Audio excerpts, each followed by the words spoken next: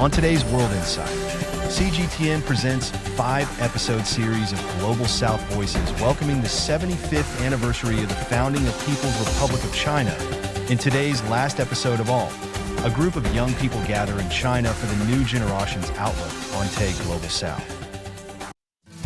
Youth from all walks of life, from all corners of the world, gather in China for the new generation's outlook on the Global South. I hope that everyone can get a chance to experience China. There's a lot of talk in the US about competition. And when I saw the kind of research that they were doing here, I viewed it in terms of collaboration. They are a bubbling fountain of ideas on why mutual understanding, cultural exchanges, and sustainable development deeply matter. I think interacting with the youth, students from Tsinghua, and from further abroad has been so valuable for our experience. Cultural exchange is very important. Having the dialogue is very important. Youth Voice on Global South. Catch it only on CGTN.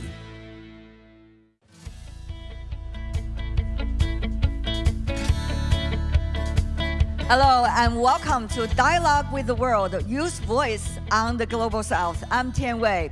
We can now see many more corners of the world and experience many more cultures on the road. While traveling, we're also thinking and sharing, being inspired and inspiring others. Yes, I know you all do, isn't it? Just like many of the young people we are going to meet today, they are literally from all over the world. They have traveled to China to see this country, meet the people, and also interact among themselves with the hope of going deeper into a discussion about our shared future, especially about the development of the Global South. And they are participating in China, the second round of Tsinghua Global Youth Dialogue, or TGYD. And they are now with us today. Let's welcome all of them onto the stage. From the UK, Harry Johnson, undergraduate student of international relations from University of Edinburgh. From the US, William McTeague, senior at the Massachusetts Institute of Technology and Sciences at Stanford University. From Nigeria, Amir Hashim, graduate from Beihang University. From China, Tang Leyan, master student of School of Journalism and Communication with Tsinghua University. From Argentina, Sebastian Urria, assistant professor of international relations with Catholic University of Argentina. And also from Singapore, Jai Zhihan, chairman of the Singapore-China Association Youth Chapter. Last but not least, from Saudi Arabia, Shumuk Al-Mubalad, Sustainable Development Ambassador from the King Abdullah University. Good to see all of you.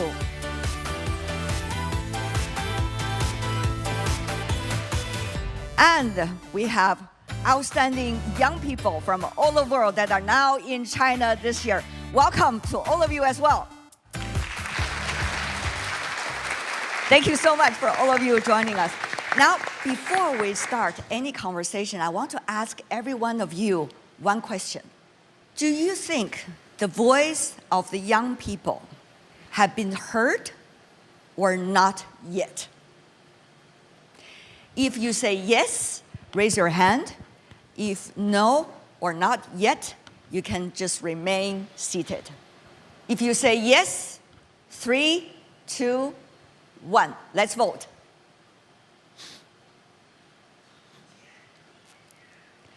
We have 4 on the stage saying yes. We have in the audience a few. Altogether, 14. Thank you so much. So for those of you who did not raise your hand, you're suggesting the voice of the young people has not been heard yet. Yet. That's very important. Let's see if our opinion would change at the end of a conversation. But I'm so happy to have all of you here on the stage because I know you guys had a great time during the past 10 to 2 weeks traveling around China. maybe you can help us to understand what kind of voice actually you want people to hear, and what do you think you need to hear, see, learn, discuss before you provide the society with the voice that you think is crucial. Harry from the UK. Generally, what we've seen during our travels, I went to Beijing, Shanghai, and then Zhejiang province. One of the things that stood out to me really was the amount of opportunities that have been provided to young people. For example, in Hangzhou, we visited a high school where so many of these students were so gifted at technology. Many of them had actually competed at the international level, competing in robotics and different tournaments. And I really think that more exposure to China beyond, practical developments and infrastructure is really, really valuable to us. I discovered that you can Wi-Fi food onto a high-speed rail. I think that's incredible. Why is that not in my country? What did you order? I didn't order because my phone was dead. But I really wanted to. It looked incredible. I think that there should be a greater level of nuance on China, for example. Coming from my perspective from the UK, but also I know my colleagues from the US and from abroad, it's quite challenging for us sometimes to engage with China beyond what's in the news cycle. I oftentimes find that a lot of stuff is to do with statistics, numbers, strategic information. But I think interacting with the youth, students from Tsinghua, and from further abroad has been so valuable to our experience. So my experience in Hangzhou was filled with a mix of emotions. There was one time where we went to the Yangtze River Delta Institute. We watched as the slides showing the different areas of research in biology. And I was shocked to see how advanced the research was. I mean, there were natural killer cell research, there was lipid nanoparticle research, even looking at traditional medicine and looking at the molecular basis for that type of medicine. And I was just intrigued by the quick development in the research, and I would love to perhaps collaborate with them in the future. What is your research area? My research is in cardiovascular health, so my lab is working on making a fully computational model of the heart. That way we can run simulations on it and make better surgeries. That sounds fun. I would love to have a fully computerized version of my heart so I can know when my heart is broken and when I can have heartfelt laughter, right? Yes. Could you help me with that? Yes, I think so. And what about your experience in Hangzhou? Well, as an entrepreneur, I really enjoy Hangzhou. I was with William at the Research Institute in Zhejiang, and I discovered that there is a huge amount of support that provided by the Chinese government and the Tsinghua Institute for young entrepreneurs across the whole world to come to China and set up companies. And as a young boy, I really love history. Along the way, we visited the Confucius birthplace, and I was so excited because I was able to meet the 76th grandson of Confucius. That was really, really a good moment for me. So I see the group of Hangzhou really got enriched by a brief trip over there. What about the others? Where else did you go to in China? We go to Inner Mongolia. Yeah, I would say it is the first time that I went to Inner Mongolia, Ordos. And I think the people there were really nice. And they played some traditional music for us. For example, he played the horse head fiddle. And I got to know the culture of the grassland. And I got to know more about them. So on the bus back to our hotel, I remembered really clearly that everyone on the bus sang a song from their country. For example, someone from America, someone from UK or from Russia, they all sang their songs. And that was really exciting. I think everybody who went to Inner Mongolia will be overwhelmed by the music and the hospitality over there on the prairie. Which song did you sing? I sang Beijing Welcomes You. Yeah, because our next stop is Beijing. The right song to sing. Yeah. Who went with you to Inner Mongolia? I went with her to So Mongolia. Sebastian now can sing the song. No, I wasn't in her bus. He sang other songs. So what was your experience like? It was amazing. I went there and I was thinking all the time, surely I'm maybe the first Argentinian person to be here because it's such a faraway place in China. China is on the other corner of the world from Buenos Aires. And we were at the desert, like a desert camp where we went to see a theater play of a traditional Mongolian wedding. And next to me sat 4 Argentinian dancers that were dancing there at that camp. And I couldn't believe that on the other corner of the world, I could still find people from my country. What a beautiful surprise, isn't Yeah. it? To see folks back from home. Yeah, we're over there. everywhere. Okay. Where else? You went to Hangzhou, Inner Mongolia, and? Oh, we went to the southwest of China to beautiful Guizhou. I think Guizhou is beautiful in three parts. It's beautiful scenery. 70% of the province is mountainous. Also beautiful people, culturally very diverse. It's all 56 ethnic groups in China. And also recently, I think, especially in the Guianyu area, there's developments in terms of big data centers, infrastructure, and most importantly, thinking of how to revitalize the southwestern region of China in general. Very inspiring experience. And you went to Guiyang alone. I went to Guiyang as well as neighboring cities. Went on the bus to, I believe, Kaili. Whereby I went to ethnic Miao village to understand more about their culture as well as dance. Right. And also went to Tian, whereby we experienced the football fever. Yes, and that was an amazing experience. And of course, enjoying the local food as the suan tang yu. But I thought it's not very much such a for me delicacy. because I can't take spicy. What a pity, but maybe next time. Oh yes, for sure. Yeah. Well, that certainly is a great place to see the diversity of China. Absolutely. Right. And what about for you? One of the most memorable parts of my journey is my time in Guizhou. Let's say I'm coming from Saudi Arabia. The weather it's different. It's quite different from Saudi. And as a brand science student, person who loves nature, I enjoyed everything there.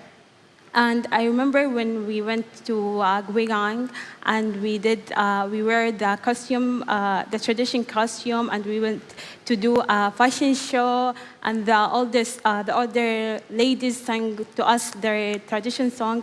It was fantastic, yeah. I really wondered, how is this specific experience of traveling to a very different city, how is that, give you a different perspective or a new way of looking at things? Well, I never would have thought I'd see my class in a company in China because we went to a biotech facility and we went into the first room. There was a guide who was giving us a tour.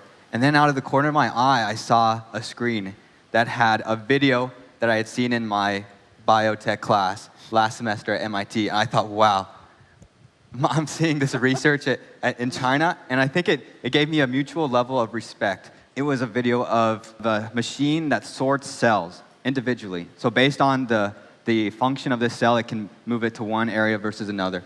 And I was just amazed to see that the research I've been learning about at MIT was also being done here in China, and a lot of respect. You didn't know that? I didn't know that they were at this level. There's a lot of talk in the US about competition. And when I saw the kind of research that they were doing here, I viewed it in terms of collaboration. So it was eye-opening to gain a different perspective on that front. And I think there's a lot of room for researchers in the US and China to work on the same projects. Whereas I didn't really see any avenue for this collaboration before. I think it's rewarding as well, not just for STEM students like yourself, yes, but also for humanities students like myself and like Sebastian, who's formerly also an IR major like I am.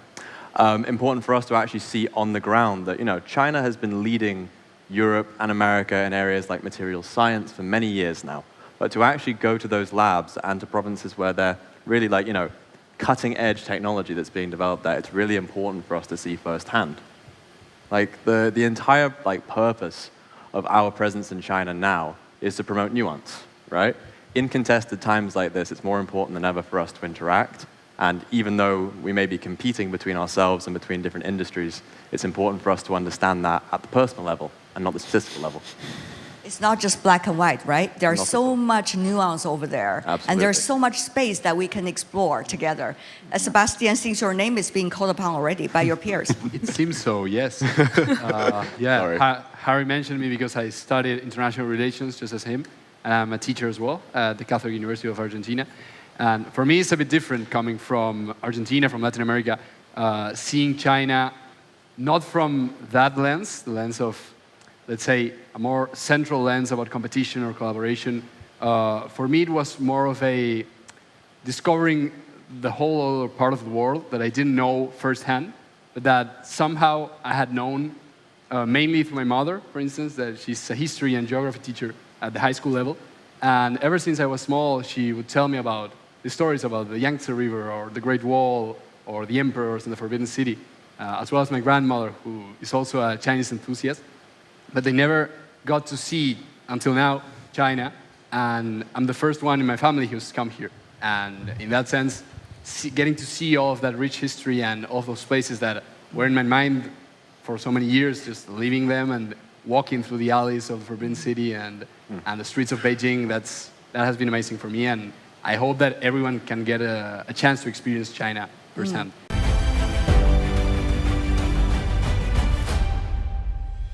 You know, from your description, to me, it's very interesting because we hear very different stories.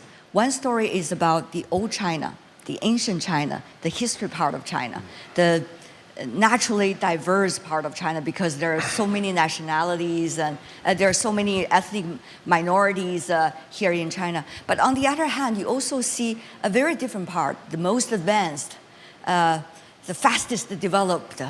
So how do you see these two pictures, if there are only two, probably there are more, reconcile with one another? I believe that in Chinese culture in general and in public discourse as well, the history is very present, and even more so than in our countries, I believe. And I think that in that sense, what I can get for what I've seen these past days and also what I've studied is that China always goes back to its history to seek the way forward. And I think that's inspiring. We visited Tesla in Shanghai, and we saw how Tesla was developed in the United States. And when it went overseas, it began to be manufactured at a much faster pace to where they're now manufacturing a Tesla car every 37 seconds. So that's one example of how a technology that was developed in the US is now being expedited in its manufacturing in China. And I see that as one potential source of collaboration. Very interesting. Zihan, you're from Singapore. Oh, yes. Singapore is working on Smart Singapore for the year 2025, if I remember Indeed right. we are. So how you are seeing the technology developing here and also, you know, in Asia, these interactions? There's actually a lot of symbiosis, no matter is it between Singapore and the world, more specifically Singapore and China. As last statistics I checked, Singapore is the largest source of direct FDI inbound to China, and also the largest recipient of FDI inbound to Southeast Asia. Around 70% of all investment into ASEAN goes through Singapore. And a lot of it is actually in this kind of a cutting-edge research and technology due to the, more established financial as well as legal provisions that Singapore has. China does take the lead in a number of strategic areas such as battery technology, EVs, as well as solar energy. But in terms of the actual manufacturing as well as implementation, there are other countries whereby there's a more direct need because local conditions has not reached a stage whereby they can do this kind of R&D themselves. So in terms of collaboration, especially between industry, academia, as well as capital markets, if you may, there needs to be a greater synergy. Otherwise, a lot of these cutting-edge research, it stays in the universities. It doesn't actually create greater value for society. Now, that's a lot of what I personally focus on, bringing all the good stuff that you guys do in so that more of us can enjoy it. You can tell Zihan works for companies that are going to the stock market. Hopefully. But having said that, though, what you have just said reminds me of a time difference. For example, when I just graduated from university, globalization was still the most respected word in the world. And people talk about cooperation all the time. They want to find out if there's any space that they can discover further for cooperation. But now we see those keywords are changing and evolving. Cooperation and also competition, and even some countries talk about rivalry. I really wonder, how, in a very interesting and different circumstance, are you processing, your generation, what you are going through, and as a result, how can you better function, be yourself, but at the same time, be in a better and a higher place as we see competition and cooperation. Well, I mean, I agree. The key kind of concept these days is multipolarity, right? Growing influences of several different powers outside of, the olden days of globalization and a unified global culture. It's more difficult than ever for people to emerge in such a competitive environment. Yeah, and I think that in a context where everything is maybe more difficult and things don't go very easily between countries, it's more important than ever to have contacts like this, to understand how people live in other countries, what they think, what they need. Right. I think that if we don't understand other cultures, we won't be able to have that cooperation you were talking about. So, Amir, what about for you? Well, to add with Sebastian and Harry just mentioned about the importance of having dialogue, is that with some of the participants of this event, we visit the Great Wall. After climbing the wall and everything, we came down, and then we tried to have food, and we went to a pizza shop. So for someone who lived in China for a very long time, there are some things that they are no longer like shocking or surprising to me. So we tried to pay my dad, and then one of the guys he was saying hello, hello, hello, hello, and the waiter doesn't like hear. And I told him like, no, in China you say fu yu, eh? That is when she will come down. And then I realized, and then we go in deeper discussing about little cultural differences, such as the driver, we don't call him driver, we call him shufu. The cleaners, we don't call them cleaners, we call them ai. And they were like so amazed that, wow, there is so much respect in China and there is so much respect in Chinese culture. But for someone like me who like stay here for a long time, I didn't think it's something. So I think this kind of event is really important. And I see like the Chinese government is really working hard to improve that, such as the 144 hours transit-free visa. I think that is a very, very good thing. I know like there is a famous video, City Bu City, that went so viral because of the visa thing. So I think cultural exchange is very important. Having the dialogue is very important. But having said that though, it's not just about China. Mm-hmm. It's also about you. I mean, all the issues that you're working on, all the different topics that you are contributing. For example, about ecological civilization, about environmental protection. Shamu, I know you are working a lot on that in your own country. Yeah. Are you discovering similarities or differences about how China is perceived with those topics? I have a project called Around Us. It's about upcycling and turning waste into art. I found a lot of people there, and I interviewed them to show me their perspective about this topic. They show me how they reuse the materials, such as from Uganda. She said to me, they use the straws and then turning them to necklaces and something else. So it was like, wow, huge thing. Yeah, I found a lot of people work on this topic. Great minds think alike, right? Yeah. I guess that's the takeaway. And what about the other lady?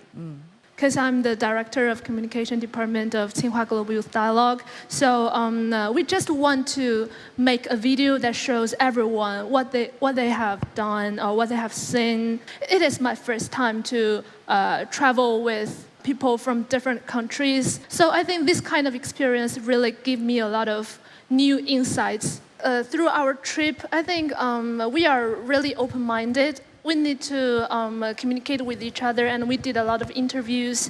And we also talked a lot about the culture, about the TVs, about series, about the movies. All these things represent the culture of their country. I need to respect others, and I need to just share the common sense and respect the differences, so that we could have a deep communication with each other. And I also, I really enjoy their stories from different countries, from their hometown. Yeah, I think those are really fantastic to me.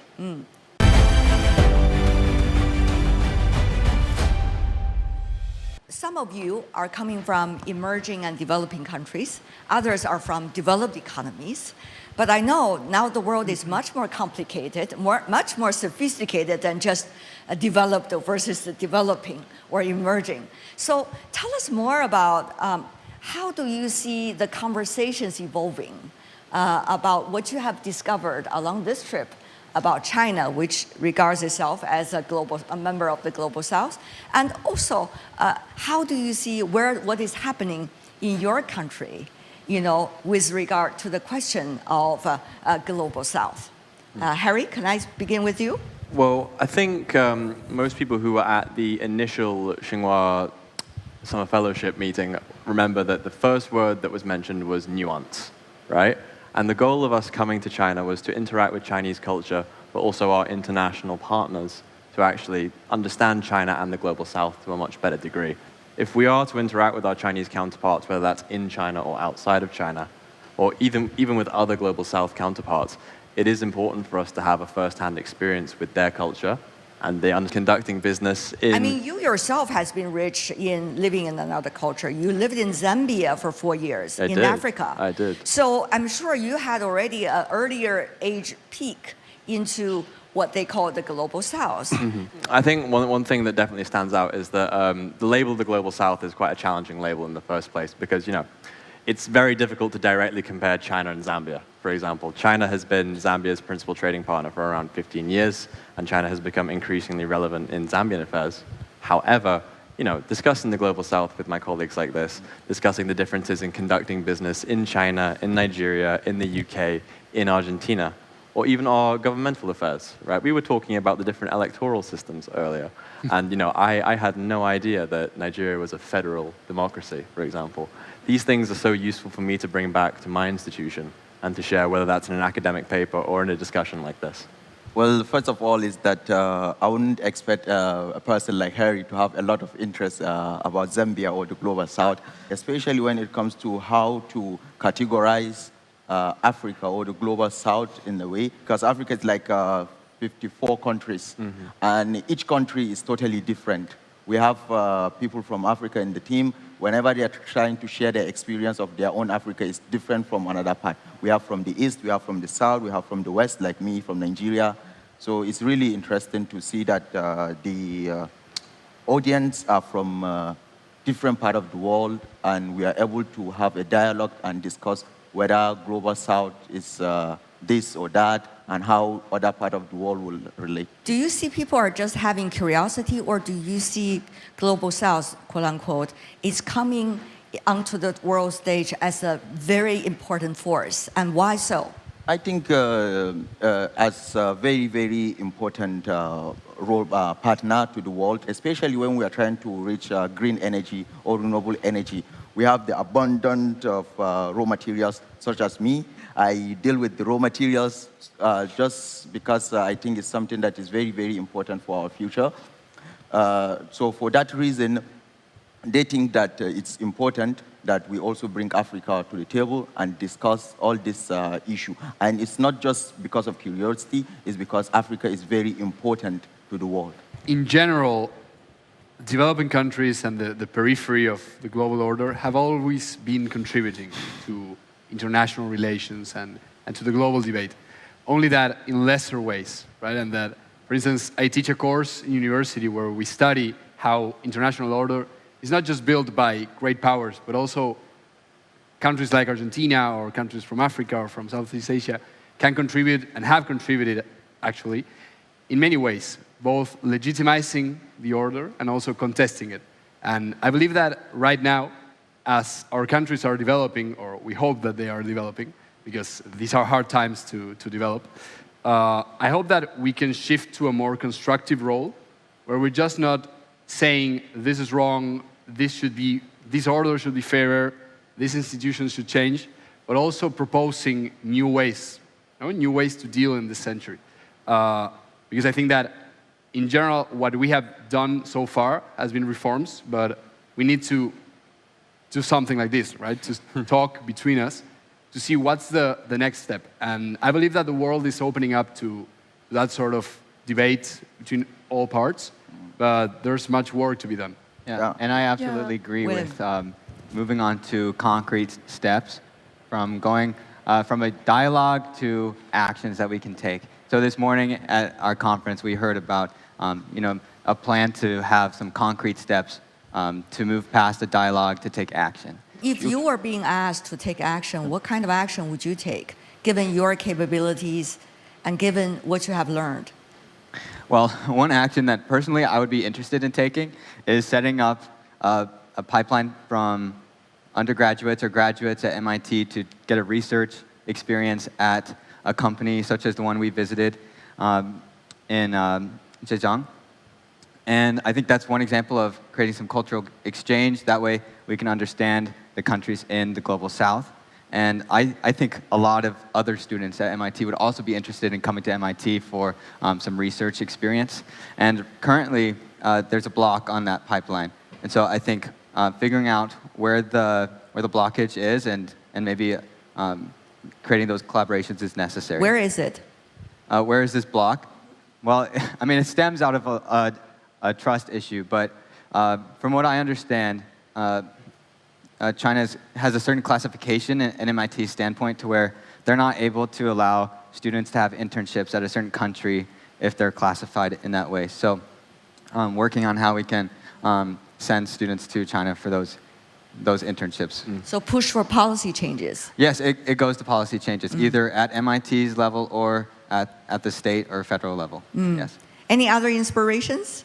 Oh, yes. I think in addition to business cooperation or technology cooperation, just from my major and my interest, I think nowadays there are more and more cooperation related to culture. Talking to film in the previous time, people would love to people would love to watch Hollywood movies, but I think the youth in China or in all the other countries would like to think about how could we promote our movies in our country, or how could we broadcast or just promote our culture to the other countries? Or how would you have better access to others? I would say recently, because the movies in Africa is the next step that I want to try. Because usually I always watch movies from America or from India or from Korea, but I think maybe the movies from Africa is also excellent. Yeah, so next step I would like to try. I will send you tons of it. I will send like 100,000 tons of Well, thank you so much. From Hollywood, right? Everything from Hollywood. Huh? 心动不如行动, as they say in Chinese, right?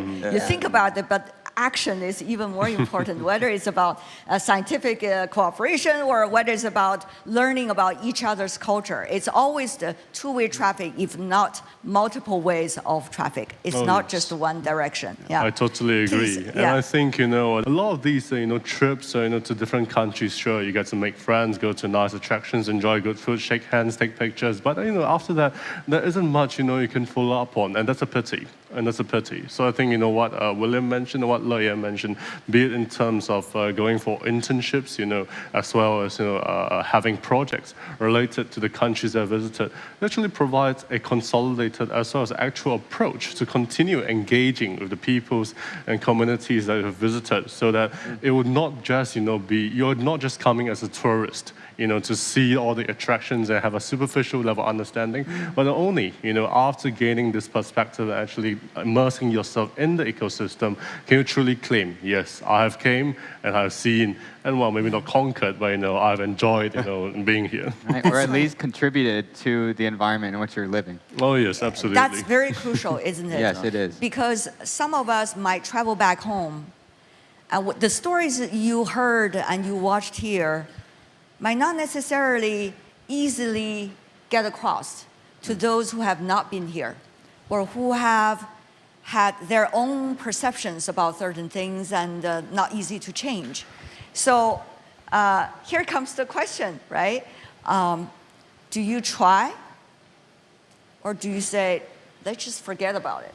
Many people, when they come to China, then go back and say, everything was huge, it was amazing, there were so many people. And I think that it's important for us, being students, to go beyond that and to try to distill something more important about Chinese culture and Chinese history, and not just say there were a lot of people, a lot of industry. Seeing is believing, yeah? Yeah, to be able to have, as you said, some more difficult conversations and go beyond just tourism and say, no, I learned that Chinese people behave this way, they think this way, they have these beliefs, and maybe sharing that with people that don't yet understand that, I think that's a good way to make something useful about the trip afterwards.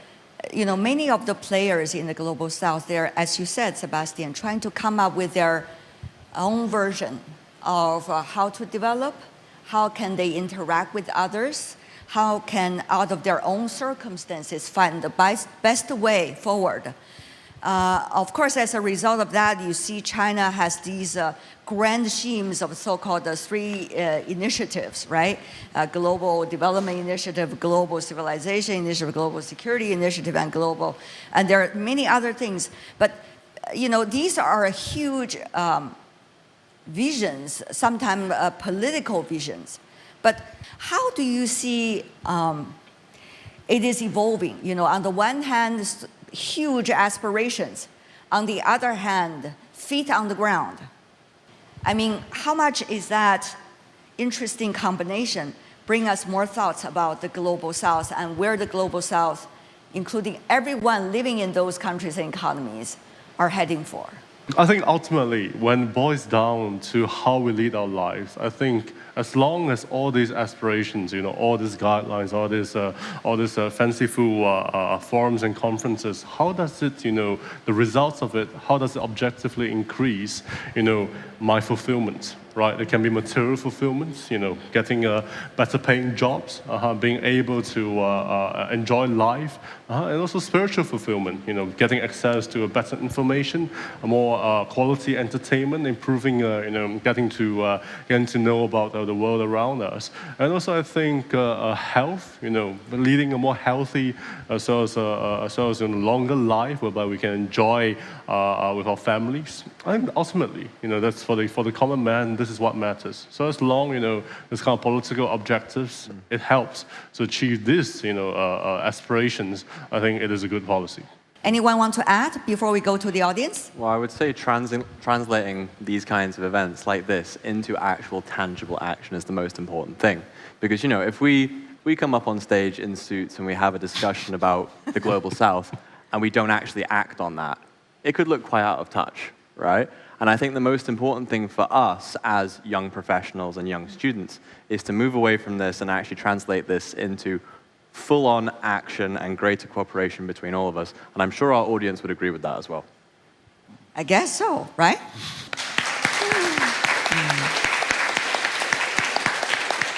So we still have a few minutes left. I think in our audience, among our audience, there are much smarter minds than mine. I'm sure they have their own takeaways from our conversation today and their own thoughts and opinions and possible questions as well. Why don't we open the floor to them, and then we have, after that, some brief response from the panelists on the stage. Some thoughts, comments, ideas, questions, please. Hi, everyone. My name is Li Huanqi, or you can call me Miranda. I'm from Tsinghua University, the Department of Foreign Languages and Literatures. I'm right now a PhD student right now here at Tsinghua. So my question is for William. So because you study about like AI and also computer science, bioengineering, so you also raised your hand in the beginning that you think like youth voices are heard. So my question is, have you been through any obstacles or difficulties when you, as a youth, are gonna have like a startup or doing your own research? So do you think like youth are heard in the technology innovation area or not? Thank you. Great question, Miranda. My first project was working on making a gene therapy to correct a neurodegenerative disorder. So that was difficult because we needed money for experiments. So we were thankfully in a position where we could apply for funding from MIT, and they provided that. So that was probably the first roadblock. And then the other was getting access to a laboratory. So we tried for months to gain access to laboratory. Space is limited, as I'm sure is probably the case in many areas in China as well, just to gain access to a laboratory. And then talking with other researchers. So we talked with scientists who are experts in the field about this gene therapy to see if they thought it would work, and they told us, okay, it's a great idea, but actually this other cell type might be best. So like we had made a gene therapy for one cell type, and they suggested on another cell type. So I think early collaboration with expert scientists in the field is one of the biggest roadblocks in company startups. But you have traveled all the way, right? At least every step of the way that you just mentioned. So congratulations on that. Thank you. The gentleman over there. Okay. Hello, I'm Zhou Shulei, studying in Department of Hydraulic Engineering. I have a question for Shmuk. What unique role do you think the young generation can play in addressing climate change and promoting sustainable development?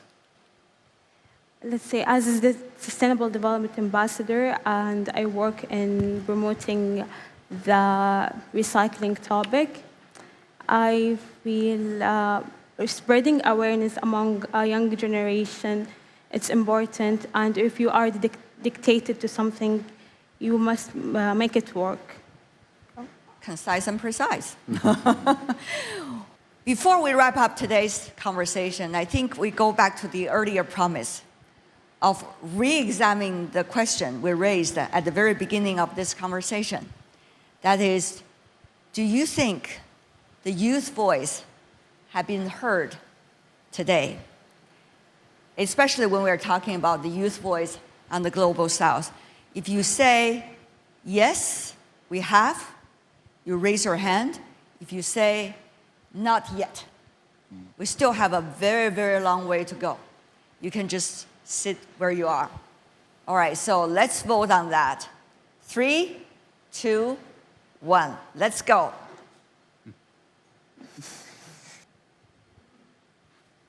Altogether, 20 hands raised up. That's 6 minds changed? Yes, 6 minds have changed. Yay!